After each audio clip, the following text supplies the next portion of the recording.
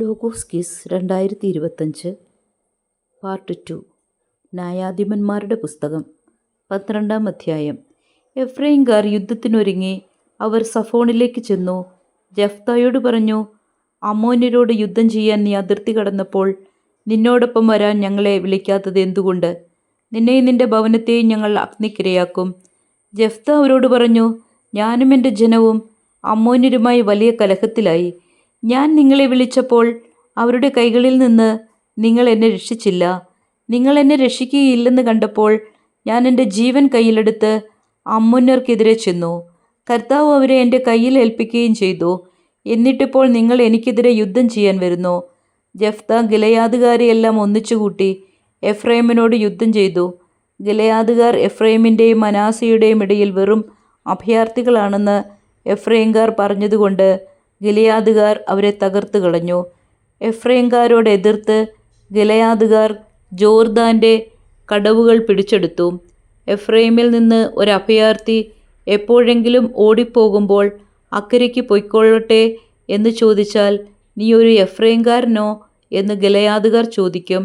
അല്ല എന്നവൻ പറഞ്ഞാൽ അവനോട് ശിബോലത്ത് എന്ന് ഉച്ചരിക്കാൻ പറയും. ശരിയായി ഉച്ചരിക്കാതെ സിബോലത്ത് എന്ന് പറഞ്ഞാൽ അവർ അവനെ പിടിച്ച് ജോർദാൻ്റെ കടവുകളിൽ വെച്ച് കൊല്ലും. 40,000 എഫ്രൈംകാർ അന്നാളുകളിൽ വധിക്കപ്പെട്ടു. ജെഫ്ത ഇസ്രായേലിൽ 6 വർഷം ന്യായപാലനം നടത്തി. ഗിലെയാദുകാരനായ ജെഫ്ത മരിച്ചു. സ്വന്തം പട്ടണമായ ഗിലെയാദിൽ അടക്കപ്പെട്ടു. ഇബ്സാൻ. അവനുശേഷം ബത്ലഹേംകാരനായ ഇബ്സാൻ ഇസ്രായേലിൽ ന്യായപാലനം നടത്തി. അവന് 30 പുത്രന്മാരും സ്വന്തം കുലത്തിന് വെളിയിൽ വിവാഹം കഴിച്ചു കൊടുത്തിരുന്ന 30 പുത്രിമാരും തൻ്റെ പുത്രന്മാർക്ക് വേണ്ടി കുലത്തിന് വെളിയിൽ നിന്ന് സ്വീകരിച്ച 30 പുത്രിമാരും ഉണ്ടായിരുന്നു. അവൻ 7 വർഷം ഇസ്രായേലിൽ ന്യായപാലനം നടത്തി. ഇബ്സാൻ മരിച്ചു. ബത്ലഹേമിൽ അടക്കപ്പെട്ടു. ഏലോൻ. അവനുശേഷം സെബലൂൻകാരനായ ഏലോൻ ഇസ്രായേലിൽ 10 വർഷം ന്യായപാലനം നടത്തി. ഏലോൻ മരിച്ചു. സെബലൂൺ ദേശത്ത് അയ്യാലോണിൽ അവനെ സംസ്കരിച്ചു. അബ്ദോൻ. പിന്നീട് പ്രഥോന്യനായ ഹില്ലേലിൻ്റെ മകൻ അബ്ദോൻ ഇസ്രായേലിൽ ന്യായപാലനായി. അവന് 40 പുത്രന്മാരും 30 പൗത്രന്മാരും ഉണ്ടായിരുന്നു. അവർക്ക് സഞ്ചരിക്കാൻ 70 കഴുതകളുമുണ്ടായിരുന്നു. അവൻ ഇസ്രായേലിൽ 8 വർഷം ന്യായപാലനം നടത്തി. പ്രഥോന്യനായ ഹില്ലേലിൻ്റെ പുത്രൻ അബ്ദോൻ മരിച്ചു. അമലേഖ്യരുടെ മലനാട്ടിൽ എഫ്രൈം ദേശത്തെ പിറത്തോനിൽ സംസ്കരിക്കപ്പെട്ടു. ചോദ്യോത്തരങ്ങൾ. ജെഫ്തായ്ക്ക് ശേഷം ആരാണ് ഇസ്രായേൽ ന്യായപാലനം നടത്തിയത്? ഇബ്സാൻ. എഫ്രൈംകാർ യുദ്ധത്തിന് ഒരുങ്ങിയതിന് ശേഷം എവിടേക്കാണ് ചെന്നത്? സഫോൺ. ഇബ്സാന് ശേഷം ഇസ്രായേലിൽ ന്യായപാലനം നടത്തിയ ഏലോൺ ഏത് ദേശക്കാരനായിരുന്നു? സബലൂൺ. അബ്ദോൻ്റെ പിതാവ്? ഹില്ലേൽ. ഇബ്സാന് എത്ര പുത്രന്മാരുണ്ടായിരുന്നു? 30. എഫ്രൈംകാർ രക്ഷിക്കുകയില്ല എന്ന് കണ്ടപ്പോൾ ജെഫ്ത തൻ്റെ എന്ത് കയ്യിലെടുത്താണ് അമ്മോന്യർക്ക് എതിരെ ചെന്നത്? ജീവൻ. ഏലോൻ എത്ര വർഷം ഇസ്രായേലിൽ ന്യായപാലനം നടത്തി? 10 വർഷം. ജെഫ്ത ആരെയെല്ലാം ഒന്നിച്ചു കൂട്ടിയാണ് എഫ്രൈമിനോട് യുദ്ധം ചെയ്തത്? ഗിലെയാദുകാരെ.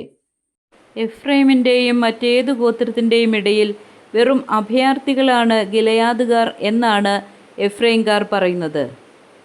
മനാസെ. എഫ്രൈംകാരോട് എതിർത്ത് ഗിലെയാദുകാർ എന്താണ് പിടിച്ചെടുത്തത്? ജോർദാൻ്റെ കടവുകൾ. സെബലൂൺ ദേശത്തെ ഏത് സ്ഥലത്താണ് ന്യായാധിപനായ ഏലോനെ സംസ്കരിച്ചിരിക്കുന്നത്? അയ്യാലോൺ. ന്യായാധിപനായ അബ്ദോന് എത്ര പൗത്രന്മാരുണ്ടായിരുന്നു? 30. ജെഫ്തായെ എവിടെയാണ് സംസ്കരിച്ചത്? ഗിലെയാദിൽ.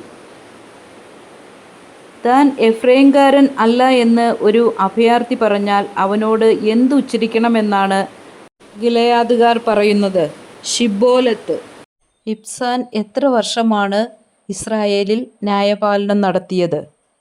7 വർഷം. എത്ര എഫ്രൈംകാർ അന്നാളുകളിൽ വധിക്കപ്പെട്ടിട്ടുണ്ട് എന്നാണ് ന്യായാധിപൻ്റെ പുസ്തകത്തിൽ 12:6 പറയുന്നത്. 42,000. അബ്ദോന് എത്ര പുത്രന്മാരുണ്ടായിരുന്നു? 40 പുത്രന്മാർ. എഫ്രൈം ദേശത്തെ പിറത്തോൻ എന്ന സ്ഥലം ആരുടെ മലനാട്ടിലാണ് സ്ഥിതി ചെയ്യുന്നത്? അമലേക്യരുടെ. ഏത് മൃഗത്തെക്കുറിച്ചാണ് 12-ാം അധ്യായത്തിൽ പ്രത്യേകം പരാമർശിച്ചിട്ടുള്ളത്? കഴുത. തൻ്റെ പുത്രന്മാർക്ക് വേണ്ടി എന്തിനു വെളിയിൽ നിന്നും സ്വീകരിച്ച പുത്രിമാരാണ് ന്യായാധിപനായ ഇബ്സാന് ഉണ്ടായിരുന്നത്? ഉത്തരം: കുലത്തിനു വെളിയിൽ.